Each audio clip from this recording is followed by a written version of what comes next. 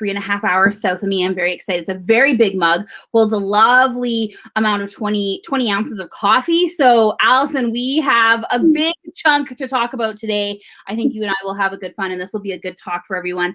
Welcome everybody. If you're live, you can leave questions. We'll see the questions. If you're watching this on the replay, let us know too, because I like to see who, how this shows up in your feed. And don't forget, we're live here on Facebook, YouTube, and LinkedIn. And then we'll have snippets over on the Create the Rules Instagram and TikTok for you to enjoy after. Alyson, welcome to Big Questions, Medium Coffee. Introduce yourself and tell us what you do and who you do it with. Thank you so much, Marissa, for having me. And yes, my name is Alyson Franz. I am a mindset and business coach, and I help impact-driven entrepreneurs to grow their business faster through my mindset mastery process, which is a holistic way to grow your business as quickly as possible. And I'm excited to be here. My mindset mastery process is about business mastery. It's about mindset mastery, and it's about wealth and money mastery. So I'm sure we're going to have a really interesting conversation today. Yeah. And, you know, I've been doing this for a while. I don't know if you want me to go into more of my background, but we can also just jump in the conversation. Yeah, let's talk a bit about this. So what do you mean by holistic? Holistic. So what I mean is that I think business is a holistic experience in that it is an internal experience as much as it's an external experience, right? So we often focus on that stuff outside of ourselves, right? Like the funnels and the Instagram and the landing pages and, you know, all those pieces, which are important in the puzzle, but the essential piece is you, because you are your business. And every single decision that happens in your business is driven by your mind and your mindset. And you can have the prettiest, most beautiful funnel in the world and show it to all of the wonderful people who love you. But if you don't have the confidence to sell your products and to know your value, you are not going to sell anything. I remember I asked a client once about, like, why was her products that she made important to her, and she said, geez, this is kind of personal. And I was like, yeah, because you're the one doing the business. Exactly. You are your business, not just your funnel, not just your email list, not just your podcast. Yeah. You are your business. And what drives you? Your mind, your mindset, all those feelings going on inside of you, how you present yourself, the conversations you have with people, how you speak to people in your copy. All those things matter just as much. In fact, I'd argue that they matter even more than those external things, like, you know, the funnels and the Facebook pages and the YouTube videos and all those great things, which are important too, but I believe they come secondary. Yeah, I mean, even when you think about building up what tools you want to use, that whole question, like, why is it important to you? Because if you don't love it and you don't like working with it, or you don't like learning more about it, you're not going to do it. And it's just going to sit there on the shelf, and it's going to be like, that was a marketing strategy I tried and it failed. And it's like, no, it didn't fail. It's because you just really weren't that interested in it, or that you didn't see the value in it, or you didn't know that it could be available for you with some tweaks and some, you know, different perspectives looking at it so that it actually fits you. We've been talking this week about accessibility and, you know, bringing inclusivity into the workplace. And that includes you as the business owner. If you don't see the value of putting out Instagram posts, they aren't going to, even if you put them out every day, if you don't see the value of it, they're also not going to bring back the traffic. There's no accidental. I mean, we do have some, you know, where somebody features you and all of a sudden you have this big boom and this big exposure, but you still have to do the work, the follow up, the follow through to that. Exactly. And people consciously or unconsciously are going to pick up on your discomfort with writing all those posts you don't like. Yes. It's like, you can always, you read something and you're like, you do not like writing, or like, you hate being on live podcasts, or whatever, like that is. You can just, you hear it in the person's voice. Yeah. And in fact, I was actually on Clubhouse the other day, and a woman was talking about how I'm doing my Instagram page and it's very salesy because that's what I was told to do. And I'm not getting a response. And then a bunch of people on the panel went and looked at her page and was like, it's not even salesy. and it's not.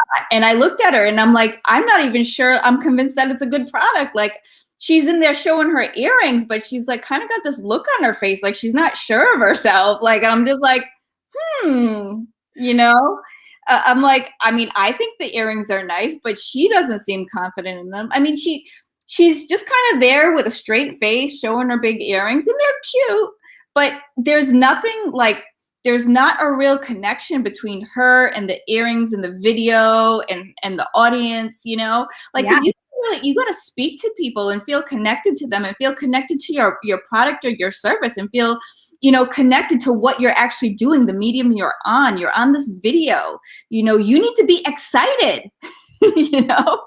Yeah. Or hire someone to be excited for you. Right.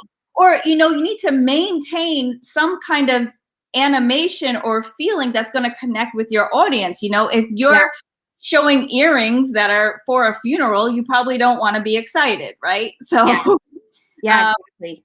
But yeah, you want to convey the mood of your service or product, right? And they were like these really cute earrings. They were like bright pink and bright green and big and like fun looking earrings, but she was kind of serious and like not really that sure of herself. And I was like, there's a disconnect there. I wasn't on stage to give her that feedback, and I wanted to, but then it seemed like they were going to end the room. So I was like, all right, I'll just go. But I didn't know the problem here. It's a good observation. And sometimes we don't even see it in ourselves. We push it out there, and then it takes somebody who's willing to say, hey, you do not look excited about any of this. And then, you know, taking that and being able to be like, oh, okay, I get it now. I need to actually look at this. This isn't like a total criticism. Yes, it might hurt, but it also is just really great freedom to know that maybe this isn't what you should be doing, that you could hire someone else so that you could get people who are excited. Now, one thing I want to we're touching on this, but one thing I kind of want to make clear and see if you agree with me, but I look at mindset not as like these kind of like secret, unknown ideas necessarily that are going in our head, but actually functional things in our brain and our body and our minds that we put into place that allow us to do things with ease. So for example, I always say, before you sell anything, have your return policy crafted. Have your refund policy crafted. That's going to not give you the mindset of people returning it. It's going to give you the mindset of being prepared when it will happen, because it's a fact of business. It also allows you to kind of get into that mindset. It's like, how can I actually create this? Like, what are the reasons why someone might refund this? Okay, what can I do? What are those things that I can put into my business that either circumvents or prevents that from happening, or allows it to still happen with ease so that people aren't angry at me, or that I get these like canceled payments on Stripes or PayPal, which can affect my business in a bigger way. Some people will argue that that's like, you know, you've got this block or you've got this mindset that people are going to return your items. I look at as having the mindset of success and ease for you and your customer. How do you look at it? Well, I think that it's a matter of how you frame it.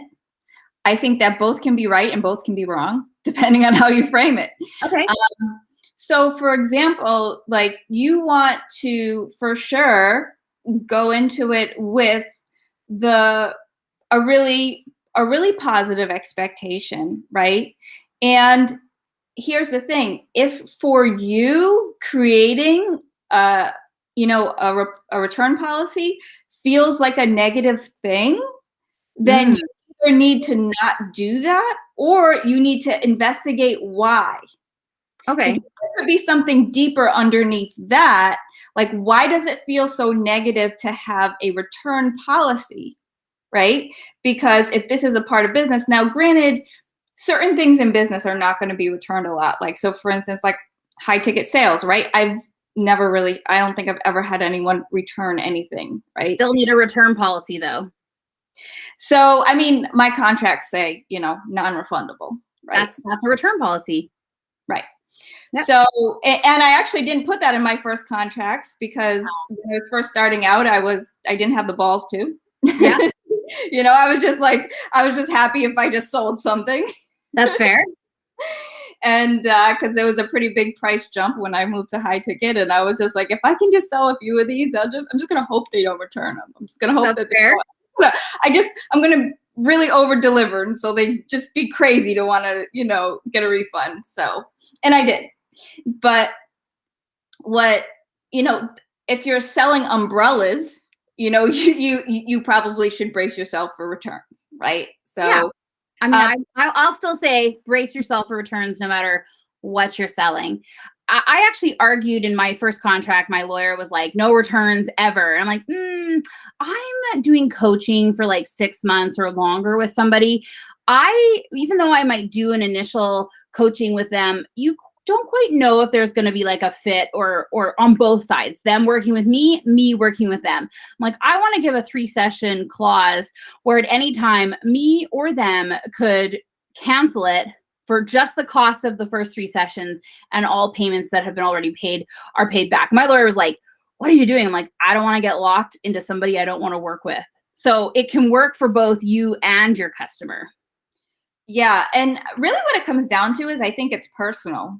I think there's no, quote unquote, black or white answer. I think it's all gray, Yeah. Well, I think that if for you, it feels good to have a return policy, then that doesn't have to be a block unless you're afraid. Now, if you're afraid that people are going to return stuff, oh my God, I have to have this policy because maybe I'm not good enough and everybody's going to want their money back. Now that's a block. Okay. So I guess, I can see that, where it's like you might have the return policy, but you're like, I'm not even going to offer this because what if someone sees my return policy and then doesn't want to work with me?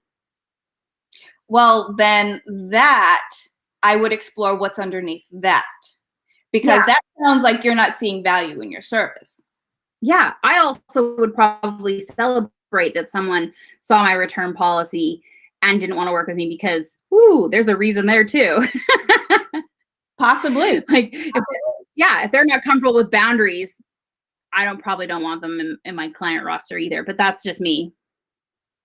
Yeah, no, I think that's a pretty fair, I think that's pretty common. As a coach.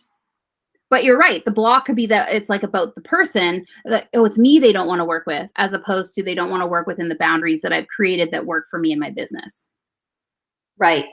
And what can be a block for someone cannot be a block for someone else. So for you, in your case, that might be alignment for you, right? That preparation, that may create ease for you. It does. Right? Yes. So, but maybe not everyone that's going to be alignment for. Yeah, that's true. So they have to think about what's going to create ease for them. Absolutely. So let's talk about blocks for other people. And we had just kind of talked this a bit. I had posted yesterday on my Facebook about, let's not assign blocks to other people. Now, this is interesting because people might come to you to work with their blocks. How do you do that? Do you, do you point out what their blocks might be? Do you help them voice what their blocks might be? How does that work? So generally, and I'm a mindset and a business coach. So some people come to me just for business coaching, right? And some people come to me for mindset, and some people come to me for kind of a combination of both. And so really it just determines, first of all, what they're coming to me for, right? And how I'm going to work with them. But if it is a true mindset issue, we have to figure out where the blocks are. Obviously, they're going to come to me and be like, I'm stuck. Like I've been stuck in this pattern for 6 months or 6 years or whatever it is, and I can't get beyond it. So then we have to figure out what that is and what we need to do to break it.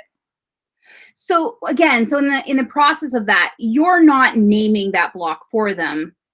They're coming to you and saying, something's not working. I keep repeating something, or it's just not quite getting the results I want. And then you work with them through it. Well, yeah. So obviously we do want to identify what the block is, but I'm not going to sit there and go, the problem is your grandmother was cheap and that's your money block. I mean, my grandma was Italian, so there's it's like, that is probably a very real thing that could happen. She liked a good bargain, and I'm gonna say she passed it on to me. So, but okay, so good. I love that. So it's not like your grandmother, you don't have this, or like an ancestral wound that you're carrying forward. So and the reason why I say this is the post that I had yesterday, I had seen in a Facebook group where someone else had said, yeah, that's a block, to a perfectly reasonable question or an exploration of what wealth looks like beyond the purchase of basic consumerisms. And I actually thought it was a really interesting question, because to me, it's like, yes, let's explore how we can be wealthy and healthy for the environment, healthy for our communities, healthy for, that we're not actually exploiting people. I like seeing the and of it, but someone else looked at it as a block. And they assign that, like, that's a block. You need to do work on that. And I thought, oh, wow. Why do people do that? So there's a lot of reasons, and I'm going to name two of the reasons. The first reason is because there's a lot of people claiming to be mindset experts that are not, and don't know what the heck they're talking about. Okay. It's not like a credential or, anything. I mean, I actually have like a ton of credentials and like 20 years of experience that backs up what I do in the mindset space. Most people don't have that. In fact, I once ended up in a conversation with someone on Clubhouse who told me, I hadn't told her my background, but she told me she was qualified to tell me I was wrong because of the psychology class she took in college. Oh, that one class. That's good. Yeah. Yeah.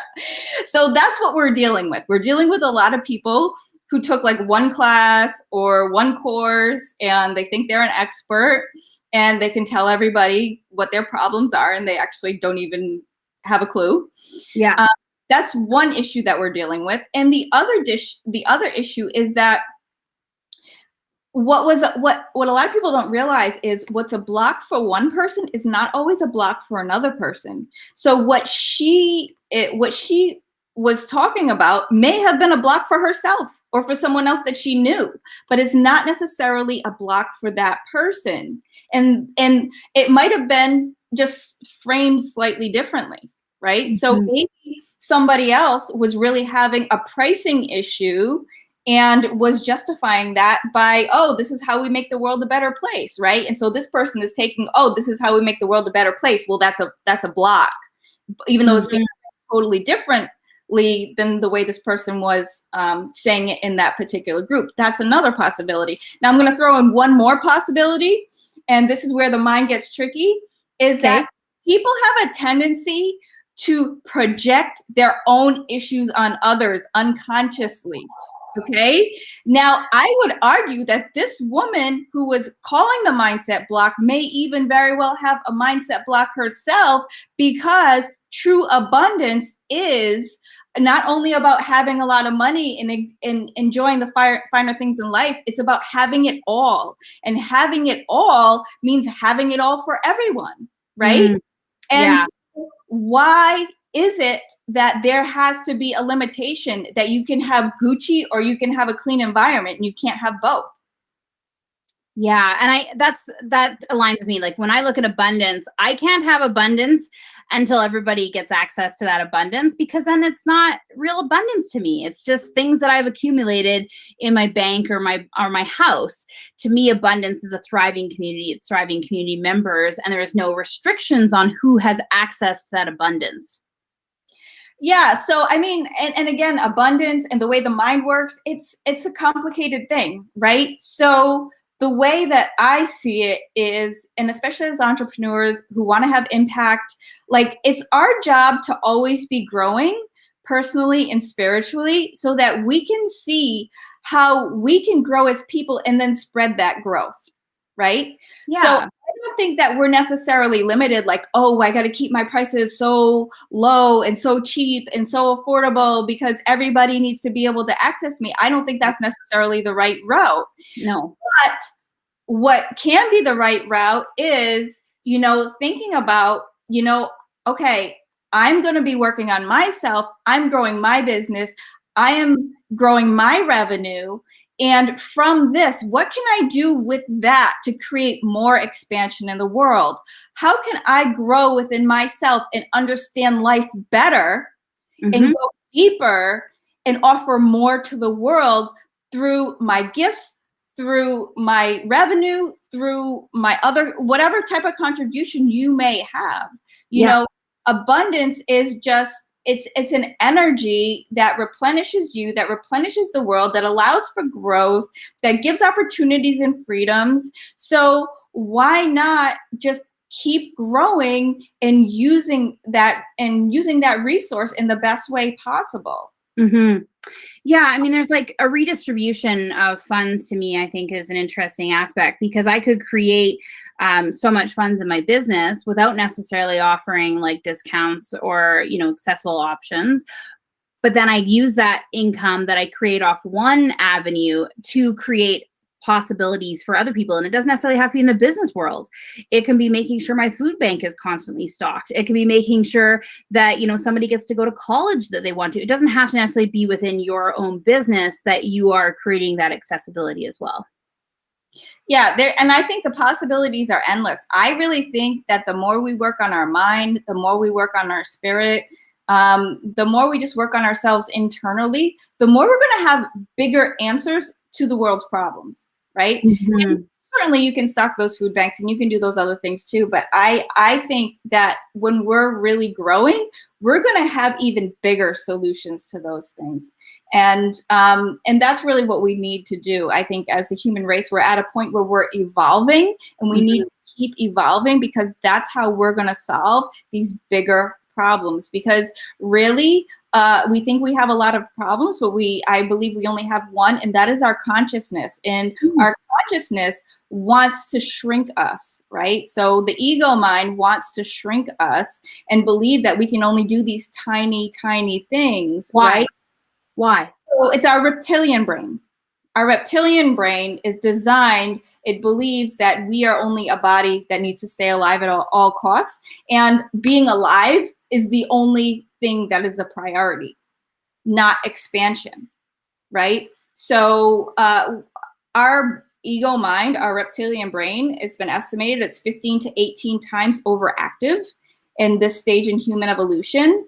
So when you think about 15 to 18 times overactive, we're really holding ourselves back, which is why I think it's so important to be growing, because the more we grow, the less that part of our brain is going to have a hold on us. Okay. All right. So one of the things I think you and I often fringe talk about that I think comes from the where you're talking about like the ego and is imposter syndrome. Now, tell me your take on imposter syndrome. So imposter syndrome, I mean, if we really had to put it in very simplest terms, it's really like your inner critic kind of going nuts on you. It's really, it's about feeling you're not qualified, you're not good enough, you don't belong, you don't deserve, you're not worthy. Those are the 5 pillars that get activated when you're experiencing imposter syndrome. They're sort of subconscious things that are kind of always hanging around and lingering, because we've all internalized that to some degree. But when you become an entrepreneur, you really challenge yourself, put yourself out there in some way, those old programs tend to be reactivated. Okay. So I think that's why so many people experience it. If you haven't done a lot of inner work around those 5 inner themes, then that's just going to get activated, because as humans, we've all experienced, and especially as kids, somebody told us we didn't belong. Somebody told us we weren't good enough, right? Somebody told us we didn't deserve, right? And it could be as simple as like, we got a bad report card, so we didn't deserve to go to the birthday party, right? Like whatever it was. So, but we internalize it that we were bad, we were wrong, we didn't deserve, we weren't good enough. And, all that old stuff gets reactivated when we go to put ourselves out there. And how do you work with people on an imposter syndrome? So really what we do is we figure out, which of those, 5 themes are really being activated, and we deactivate them, so we figure out where are they coming from, and then we pretty much remove them from your system. Wow. Okay. I'm totally opposite. I love activating them. I look at it from a business perspective. I get really excited when people have fears and imposter syndrome, because to me, it's the best way to write a sales page or a marketing copy, because you're right. There's always going to be someone out there that goes, well, why is this person, capable of putting on this program? Why is this person capable of crocheting this blanket for me?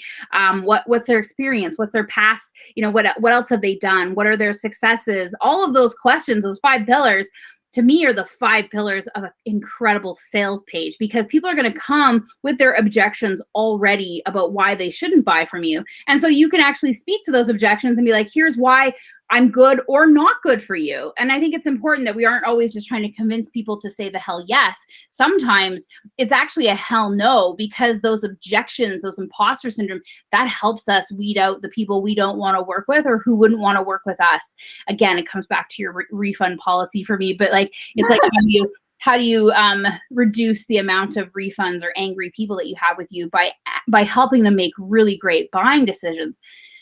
So I'm opposite. You might have to get people after they work with me where I'm like, yes, let's like beat it. Like, yes, tell me all of the objections that they have, that you are hearing in your brain right now about why someone shouldn't buy from you. And let's see what the answer is. And then we write an incredible sales page and then we put it out there. Now you're right. It can stop them from putting it out there. I had a client who had this fear that she's like going to do all this work and then no one's going to buy from her. And I was like, well, okay, that's legitimate. I mean, that feeds into the marketing. And then I was looking at her landing page and she didn't have a buy button on her page at all. And I was like, wow, I think your fear is actually telling you to put a buy button on there. They're saying no one can buy from you because you didn't even put a buy button on. And she was just like, wow, that's a pretty strong, yeah. And, she put the buy button on. And of course, people bought from her because she had an ability to make it easy to buy. But, it was really interesting to see how that was actually playing out.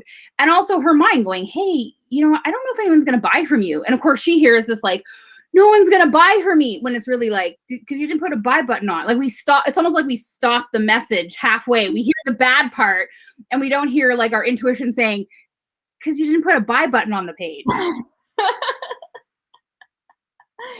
Yeah. And we're conditioned to the negative, right? We're conditioned to the negative. Yeah, for sure. I mean, I think especially, and if she was someone who's just starting out, I mean, I think those fears can be pretty big. She wasn't.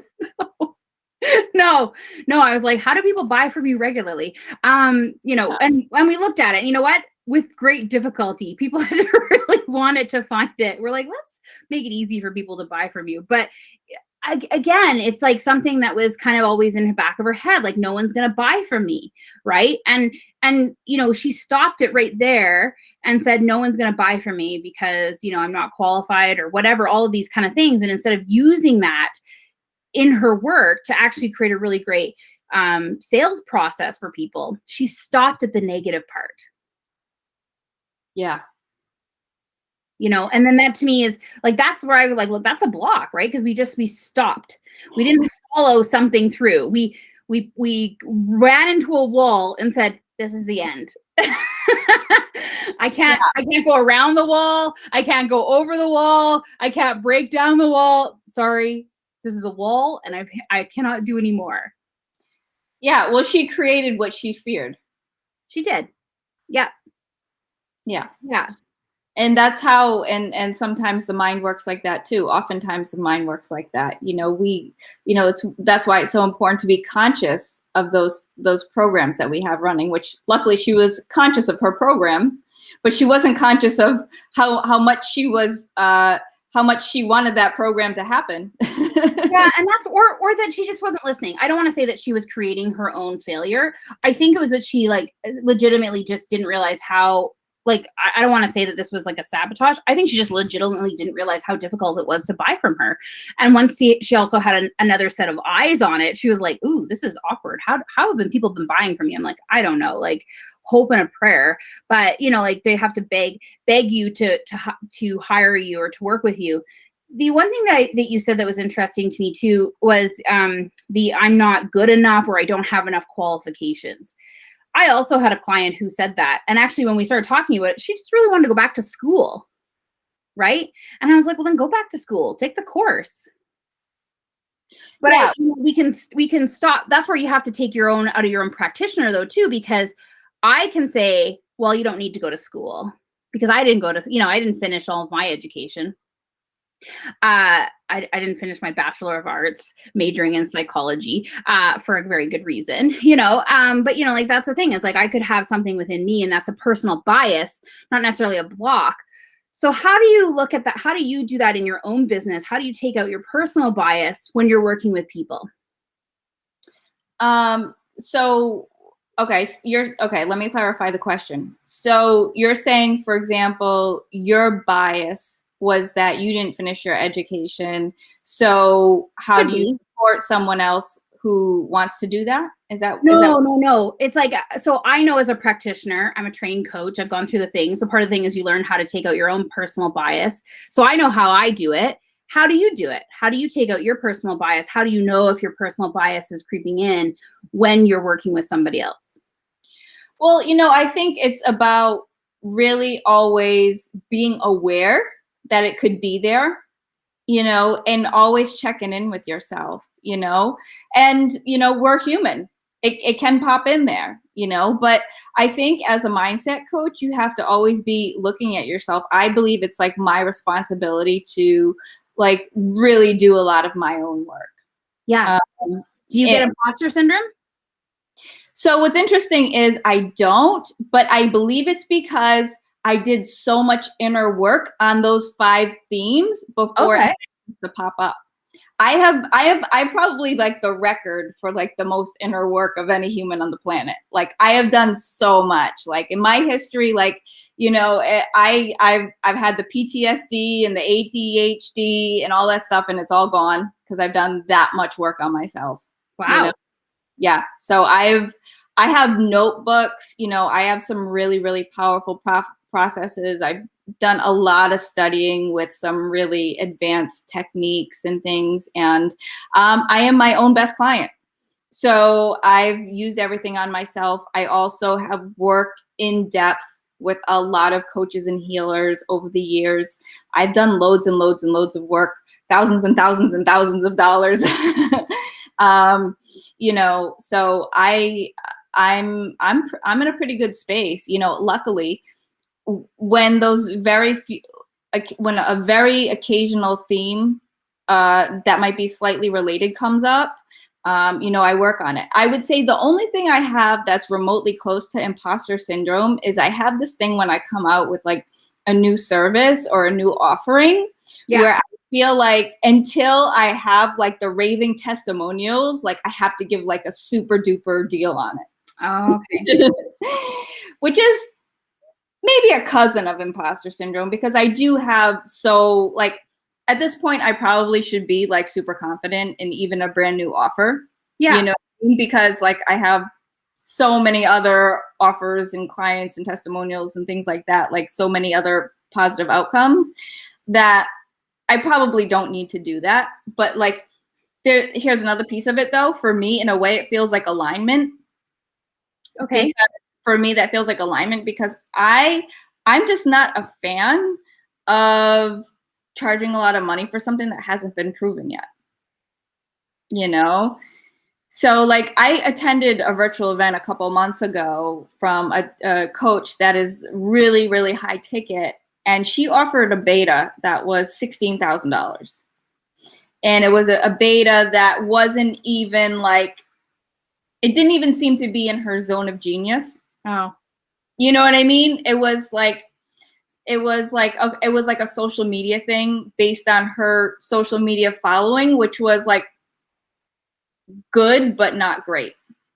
You know what I mean? Yeah. And I see a lot of those now. It's like, learn my thing that I do as a side. I'm like, but you didn't even do it. You hired an agency, but whatever. That's a whole other topic. Now I'm curious, was the $16,000 the full price? For a beta. Interesting. And wow, $16,000 for a social media beta. You literally could hire an agency for like 3 years for that. That's almost cost, depending on the amount of needs that you need. But okay, that's cool. All right, $16,000. That's a pretty confident price, I would say. One of the things is interesting. Like if we look at we're talking the parallel like online business, which I would say, I don't know. I don't even know if it's real at this point in my life, or it's like, is this actually real life? I don't know. But when I think about like the parallels, I've worked in, businesses that produce, major products or have, like these multi-million-dollar revenues with multiple income streams.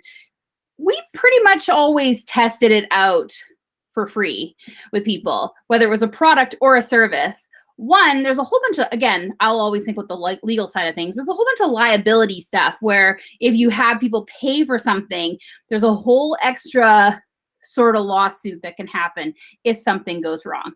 But two, the other idea that is that like if you're testing things out, the person's actually giving you compensation because it's their time and their feedback. And so part of that is like there's like that exchange and that knowledge, knowing that they're maybe getting to try something out early, but they're also giving you something even bigger back that is actually, in my view, more valuable than money. And that's their ability to break it or shake it or, you know, test it out and make sure that it actually is good. Yeah, there's a lot of cool things about betas. Totally. I think betas are totally worth jumping into for so many reasons. Just myself as a business owner, I feel like when I offer something for the first time, I feel that it should be a price that reflects it's the first offering. And it doesn't need to be free. It doesn't need to be like ridiculously low price, but something that's a little bit lower than the offerings that you know do work, even though like you're confident in your work, whatever. And who knows, maybe in 10 years down the line, I'll scrap that. You know what I mean? And I'll be like, you know what? It's been 10 years now, you know. I think it also depends what you're testing, right? So, you know, when you think about like an online course, if you have created 10, 20 online courses and you've had people complete all of those courses and go through and achieve what they're set out to do, I would say that you probably have an idea of what a good course looks like. And so you wouldn't necessarily be testing the components of it or like how to put together a course. But you know, some of this content I've got a program coming out where it's like how to sell before, during, and after. I'm not testing out that content. That content is 9 years have been tested in both my business and my makers and artists, right? That's already been tested. Does it need a beta? No, because it's not in beta. It's being launched. Yeah. So yeah, no, absolutely. No, there's something, sometimes you may release something that doesn't need the beta. Yeah. You know, but I just think that, you know, when you're launching something for the first time, there's things to keep in mind, you know, that we need to be mindful. And, you know, I'm just not a fan of charging $16,000 for a beta. I am so curious who is charging $16,000 for a beta for social media. I mean, I used to be a social media manager, and yes, I made a good income, but I also have like a lot of like responsibilities. But anyways, I think of like, you're gonna have to slide me that name afterwards. I'm just so curious. I will. You know, I just want to, and if anybody else wants to know, we'll slide it that way too. But you know, I think it's interesting, and I don't ever want to like, I don't want to criticize people's prices. I think, you know what, if you want to charge a high price, what's high to me is not necessarily high to you, and it's all relative to where you are. But I find it interesting that is a model that is being implemented where it's like everybody has a social media course now. And it's like, but you used to sell nail polish and now you're selling your social media course. Okay. Like, yeah. Well, this is the thing is that, you know, I think it's people look at it as a way to scale. Yeah. And there are some cases where that can work. But here's the thing. If I'm going to buy a social media package from somebody, the first thing that I'm doing is looking at their following. Oh, really? You know, and I'm not only at their following, I'm looking at their engagement. I'm looking at their posts. Right. I'm looking at, you know, like the whole package. You know, do I think they really know something about social media? You know, and this is someone who has like, I'm going to say 3,000 or 4,000 followers on Instagram. Oh, okay. The tea we're getting here. This is great. Oh, okay. Well, this is interesting. So I have argued in the past about, you know, whether you want to actually, I don't think you should actually hire the social media person who has a huge following. I want to hire the person who actually has huge followings for their clients. And I will say that a person who, same with a web designer, if their website looks immaculate all the time, they're probably not doing work for other people. If their social media is like huge and booming, they're probably not doing work for other people because they've got to work on their own. So I always say look for what their clients are doing, not necessarily what their own is. There's like an old riddle that I loved when I was like in grade 5, and it was like there's 2 barbers in the town. One has a really great haircut and hair all over the floor. The other one has a really bad haircut. No, I just said that wrong. The one person has a really bad haircut and hair all over the floor. The other one has a really great haircut and no hair on the floor. Which barber do you go to? And it's the one with the bad haircut and all the hair, because he's got all the customers, but also the other guy probably cut his hair. So if he has a bad haircut, don't go to the guy. And he probably cut the guy who doesn't have any hair on the floor. So he's probably the better barber. And I always think about that from terms of service providers. But yeah, you have a good point. Like 3,000 to 4,000. And if they're not a social media manager, like if they were a social media manager and they're like, I'm selling a social media course, I'd say, show me what clients you've worked for. And then you see their engagement, and also what level you work for them too, right? Because social media is not just the posting. We know that it's the engagement and the relationships and all that kind of stuff. So yeah, there's so many different layers. Now, as an imposter syndrome, sometimes somebody might say, I'm not qualified to put out a social media course. And you can be like, you're right. And it's not a block. No, you're right. So what can you do to be qualified? And I think that's an interesting kind of aspect on there, is where we actually spend time with people as opposed to just saying you have a block. Exactly. You can do it.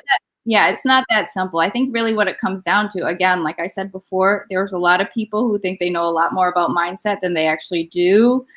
There's a lot of people that don't understand, those nuances. Like, this was a block for your cousin, but this is not necessarily a block for your sister, right? It's a slightly different context, a slightly different person, slightly different scenario. Right. So this is different. The energy is different. Right. So like something that upsets you might not upset me. So for you, that might be a block. For me, that's not a block. I'm just, moving forward with it. There's a lot of variations, so that's one of the hardest things I think about being in the mindset game, is there's really a lot of complexity to it. And there's not a lot of people who are really trained to understand that. Yeah, and can really take, like I said, their personal bias out of it, because like what I think is negative or is positive isn't necessarily what you think is negative or positive. I get that a lot too. Like I'm very blunt and I just say things.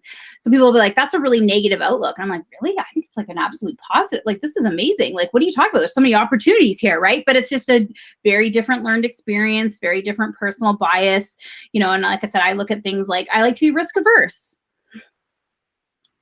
I like to not get sued, right? And some people will be like, that's so negative. Like, I think it's positive. Like, if you can go through your whole business life without ever having to worry about a lawsuit, like, hallelujah.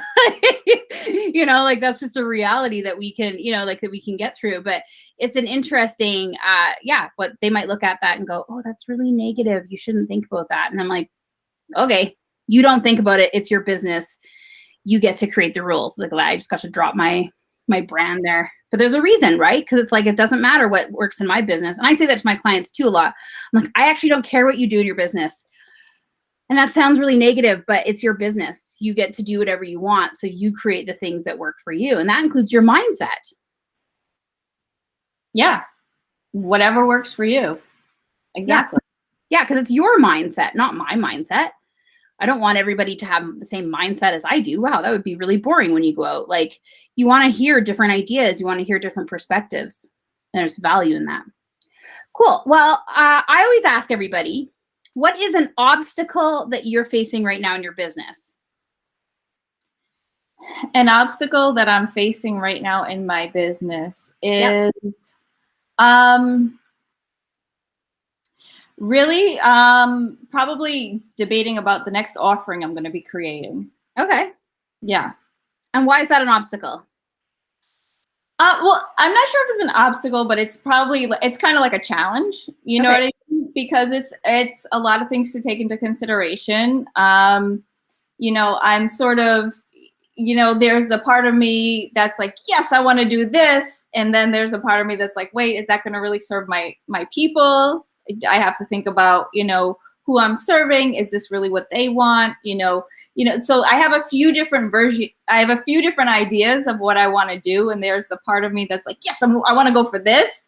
But I'm like, am I making this about me, or am I making this about my people? So it's sort of, I'm kind of at the point where I'm kind of like making a determination. Should I offer one of these next steps? Should I write another book? What is kind of, I'm kind of making a decision about what my next, maybe big, I don't want to say big thing is going to be, but like, you know what I mean? My next sort of like leap. Yeah. My next, I guess you could forward, all of those, like, all those things. Cool. Yeah. So is there a process that you do to make good decisions for yourself? I follow my gut. How do you know, like, what is that like? Do you feel that? Does it look like something? Like, what is that for you? So I really like to tune into myself. So one of the things that I try to do almost every day is I try to go for a walk. Oh. And when I go for a walk, I just kind of ask, do sort of like a divine ask, like whatever I need to know. If I need any ideas, like give me the ideas, like, whatever. If I need to relax, give me the relaxing thoughts, that kind of thing. Almost like kind of like a walking meditation, kind of like / walking divine connection kind of thing. Yeah.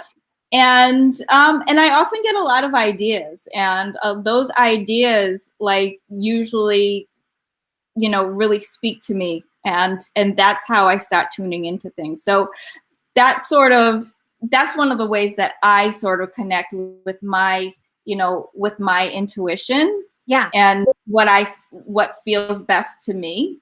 And often it can go from there. Another time that I get really good ideas is late at night and in the shower. I'm a shower idea generator. In fact, like I've recorded entire, like I'd say TED Talks or like chapters in a course in the shower. Thank God for like, recorders now on the phone where I can just be like, Siri, record the, my phone will probably do this, but Siri, record this. And then it's like recording, and then I can have it. And like, thank God for transcribers too, because then I just transcribe. But like showers for me are like huge idea. Yeah, I love it. That's a good idea. And so when you're mulling on an idea, like when you're like, is this a yes or a no for me? You go for a walk then, and you kind of hear that too there, like whether it's a yes or a no. Yeah, for the most part. I mean, I also have a spiritual business coach that helps me. Okay. So in the sessions, it might be the finalization, like going through and being like, hell yes or a hell no. Oh, I think I just froze. Yeah. Yeah, she definitely gives me feedback energetically about, what, she like reads my chakras and tells me, things about what's going on inside of me that I'm not always conscious of, things like that. So that helps as well. But I think a lot of it is me tuning into myself. Sometimes I pull a card. I use oracle cards sometimes. I'm like, I might shuffle a deck a couple of times and be like, all right, what's the answer here? And figure out that way. So I have all different tools, sometimes I might use a pendulum. I might use I have all different kinds of tools that I use if I really want clarity and I'm not sure. Like I have just one thing that I do, but the thing that I do most consistently is probably going for walks. That's really good for me. I like to walk in nature and just kind of ask for the guidance, and that gives me a lot of direction, and then sometimes I'll just, it'll kind of solidify for me later in the day. I'll be like, yes, that was it. That's what I got to do. Yeah, you're on Clubhouse a lot with when you're walking. We always can tell. You're like, I'm just walking right now, but I just have to share this. And I'm like, oh, she's moving. She's moving around somewhere. Oh, I just froze again. Oh, wait, you froze. I don't see myself freezing. I don't know which one of us is freezing. It is raining here. I don't know if that has anything to do with anything. Can you hear me? I can't hear you. Oh, I think you're back. Marissa, you there?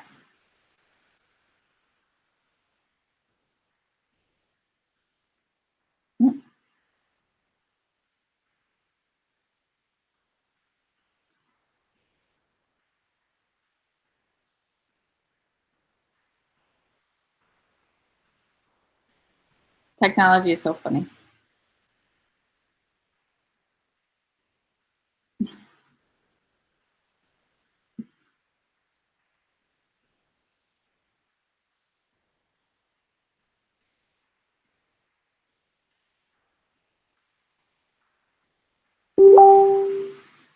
Let's see.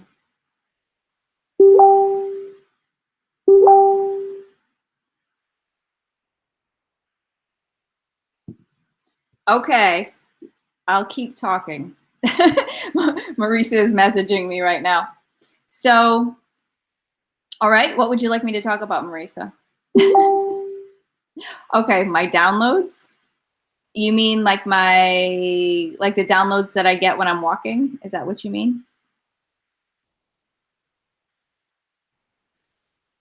All right.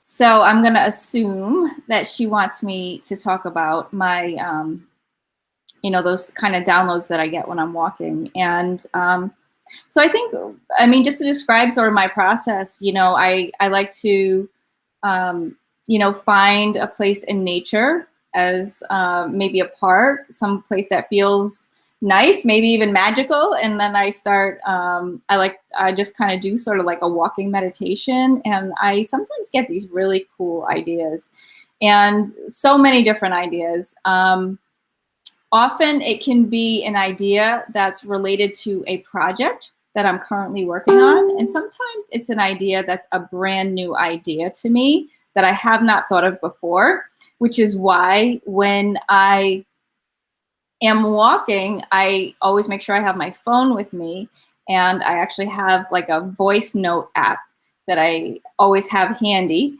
so that, hey, she's back.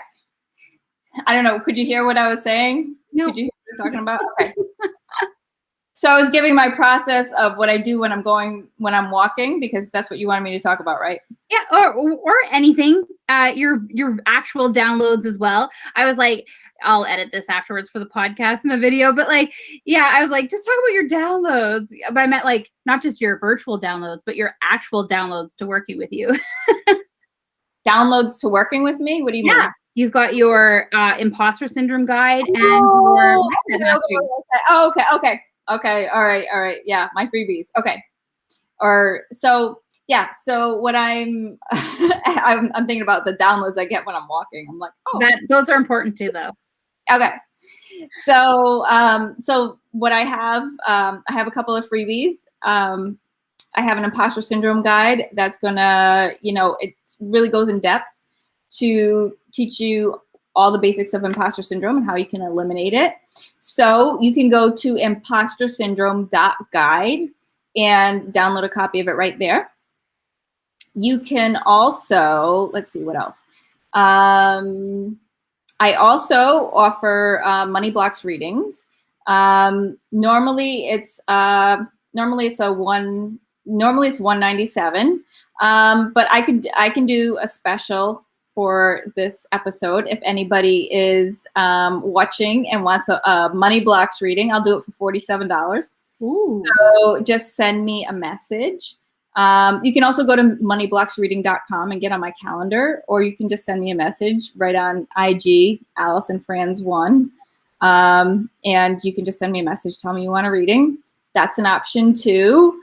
I also have an event that is, my landing page is under construction. The date of my event is actually changing right now. But you can also go to mindsetmasterylive.net and come to my next event. I would love to have you there. Yeah, and an obstacle that you're facing too is time, where you have to juggle real life with real business is yes. A very real obstacle that we all kind of have to work with, right? Yeah, especially when unexpected stuff comes up. I would say family stuff is almost always unexpected. It is. It's the great unknown. Okay, one thing before we go, and now because we have really great internet, is what's an opportunity that you have in your business? An opportunity that I have in my business right now? I mean, I think we always have tons of opportunities, right? Like, I mean, I feel like I could make a list of opportunities that I have right now. You know, I think we're at a really interesting point in business, like where we have these new audio social media apps coming out, right? So that is just super interesting. And that in itself is an opportunity, right? Like how you can leverage that, how creative you can get with that. You know, I think that Clubhouse is a huge opportunity, but what it actually did was it started like this whole host of audio social apps. Mm-hmm. So I think there's a huge opportunity with audio to possibly even like take over webinars. You know, like, I mean, obviously webinars are great if you can get them evergreen. Yeah. But I think that a Clubhouse room is more effective than a lot of live webinars. Yeah, I'm interested too in Green Room. I know it's like kind of just started and relaunching, but I love the thought that you can record it right to your podcast, and then that's an episode. So it really saves you that time and all of the, you know, apply here, what's the story, editing, all of that stuff. I think we're looking at, now that technology is catching up to us, we're also looking at a better sound quality and things like that, where we don't necessarily have to be in production for a longer period of time. We can just go and connect. And you do a lot. How often are you on Clubhouse? Sometimes I'm on like 5 or 6 days a week. Sometimes I'm on 2 or 3 days a week. So my schedule varies. For instance, I just finished kind of like a commitment where I was on like 5 days a week. You know, like I just had an 8-week pop-up show, Make Your First 100K. We just had our last show was yesterday. Yeah. So I won't have Thursdays for a little while. And you were booking people into events, your last event, right? Like you did a whole promotion on Clubhouse to book people into your event. Yep. So, I mean, so I think the social audio apps are a huge opportunity to everyone right now. Yeah, really? And you don't have to wear pants. That's what I like about them, even though I'm doing this on YouTube. But I love not being able to wear pants, or sometimes I'm just laying in bed, or, you know, all of the things that you can do. Sometimes you're walking, sometimes you're in the car. You know, you have this ability to be, you know, doing other things in your life, whereas you're not locked into a spot or on a stage for any particular length of time. I believe that is the genius behind the app. Like, seriously, it was like what they literally combined, like the need for laziness, yeah, with the need for business and social connection. I don't look at it as lazy. I look at it as comfy. I can be completely comfy. There's other things too. I often say too, like on Clubhouse, people say, well, what's the best thing about Clubhouse? And I say, well, I'm autistic. So like, here's the things that are happening in order for me to do this. I have a chair that is constantly on rotate with my leg. I have, you know, I try to make eye contact, but the reality is that when I'm in person, I don't make eye contact at all. And people get really creeped out by it sometimes. And there's like other, you know, these kind of like visual clues that often can be an impairment to me when I'm trying to make a connection. I don't have to worry about that on Clubhouse. I don't even have to make sure that my hair is done, or that, you know, like nothing. I could be wearing my pajamas and I don't ever have to, because I can just come on there and talk, and, you know, I can, because that's something I can do in my wheelhouse, is talk freely without having to have a lot of preparation or having to have a script. That works for me. That's something, It's not going to work for, like you said, with the mindset, it's not going to work for just everybody. Right. Like I can be on Clubhouse in my bed with the lights off, right? Talking to people. And I've done that. I've done that. Right? I mean, what's better than that, right? I could be walking a dog and on Clubhouse, you know? Yeah, you can make dinner. You just put yourself on mute. You have like a little way. You can go to the bathroom. You can, like, you know, but don't, make sure your mute is on. I always just say, Green Room has an interesting one where, cause like you don't actually have to mute yourself for the most part, like cause it closes down when you're not talking, it picks up your voice. But one of the things that like early adopters of that didn't realize is that like bodily noises, and I mean everything from bodily noises, but also size, like you know, that noise you make when someone maybe has been talking for too long, that will also turn your mic on. So, oh yeah, it's hilarious, right? It's just like so funny. It's you're like, this person gets immediate feedback about their it's unrelated too. Like you could just be really tired or bringing in more oxygen into your body, but the microphone will pick it up. Anyways, it's funny, but I love it too. I love the audio. It works for me, and I have a hearing impairment, and it still works for me. There's things that I do to help make that possible, but I love the no pants. Yeah, and no pants marketing will be my new company name. I actually was on a panel while I was at South Beach a few weeks ago. I mean, why not, right? Why not? As long as like sometimes the noise behind people are trying to do too much multitasking, and it's hard for someone like me because I do have a hearing impairment. So it's like I can focus, and as soon as you have other background, sometimes I'm like, but then I can just skip out of that room, right? Like that's the choice. That's the beautiful thing too, is that there's so much going on those platforms that I can very easily go into another room as well and still have a similar experience. Like you don't have to stay there. Yeah. Unless you're on the panel. I paneled from Miami Beach, so. I love it. I love it. That's so much. Well, thank you so much, Alyson. Thanks for holding it together while my tech, this is one of the things, my obstacle in business is, of course, having a partner at home who's also using Wi-Fi for business. And so we have sometimes a power struggle of the tech, but thanks for holding it together. I really appreciate you being on here. And you've kind of talked a bit about how people can work with you. So we'll say that again. And then, yeah, it'll be everywhere. Like we'll have that contact information as well. It'll be on the website on createtherules.com this weekend as well, the replay, without the weird awkward glitch in the middle. I'll edit that through the magic of editing. But do tell everyone how they can find you and where they can work with you. Yeah, absolutely. So you can find me. A good way to get in contact is through Instagram. You can send me a message there anytime. I am Alyson Franz 1, spelled ALYSON FRANZ, right? We always want to. I'm always like, that's Alyson with a Y. That's right. That's right. Because I have an atypical spelling of my name. And so you can definitely connect with me there. And again, if you want my Impostor Syndrome guide, it's pretty comprehensive. It's 15 pages of giving you all the nuts and bolts of what is imposter syndrome, what you can do to get through it so you don't have to deal with it anymore. And that's at ImposterSyndrome.guide. And you can totally book me for a money blocks reading if that's what you want to do. I can also help you find your money blocks. So normally that's a $197 item. I am going to do it just if you're watching the show for $47. So you can either send me a message on Instagram, and you can, or you can go to moneyblocksreading.com, get on my calendar, and then I can, I can send you the invoice that way. And the secret code is create the rules.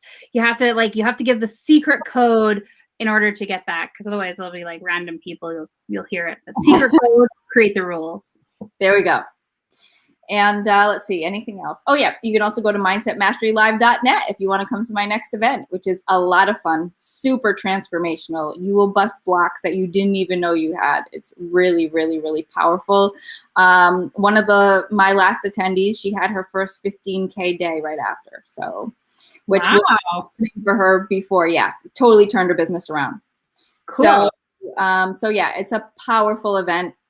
It's a powerful way to really do some inner and outer work on your business. So feel free to join us at mindsetmasterylive.net. Although I am changing the dates. My page is a little bit under construction. So I will be, it will probably be moving to either October or early November. So yeah, because I had a life thing come up that I told Marissa about earlier. It's something that we have to deal with. And like, it's actually like, I mean, that could also be an opportunity, is that we do have the ability to move sometimes dates, sometimes, I say it as an event planner, but like, that's an ability that we can do. And that's one of the nicest things I think about for me is running my own business, is that opportunity that if something comes up with family or friends, I can maybe move that and then have a better experience both in my personal life and my business life. Yes, exactly. So anyways, those are all the ways to reach me. Feel free to keep in touch. Awesome. Thanks, everybody. We're going to close out it right now.